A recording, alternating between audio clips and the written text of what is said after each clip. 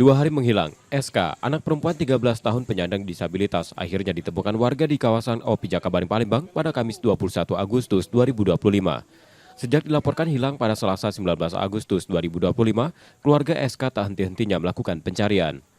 Panik dan cemas, mereka menyusuri berbagai lokasi, bahkan hingga ke area pemakaman pada dini hari.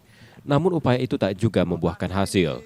Hingga Kamis pagi kabar melegakan datang. Bilal, ayah SK menerima pesan WhatsApp dari warga yang melihat putrinya di sekitar komplek OP Jakabaring. Dengan didampingi polisi, Bilal segera menjemput SK. Nah ini kan memang udah sekolah nih kan libur, jadi saya pulang kan. Saya pulang tuh kan, rumah saya kan sebelah sama orang tua. Jadi saya pulang dia langsung main tempat orang tua, biasa lah tuh.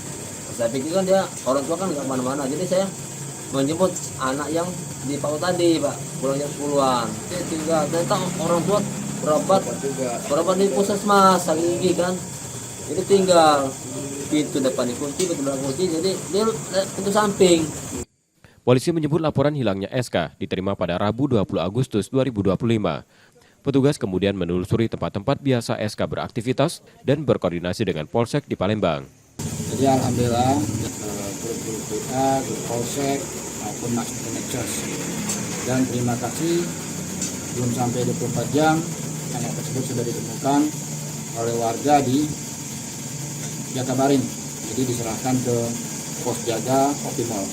Setelah itu kita jemput dan kita bawa ke pos Boning, diserahkan kepada keluarganya. Kini rasa khawatir itu sirna. SK kembali ke rumah dalam keadaan sehat setelah sempat keluar tanpa sepengetahuan orang tua saat ayahnya mengantar anak lain ke sekolah. Reski Oktora, Muklas Diferensial, Kompas TV, Palembang, Sumatera Selatan.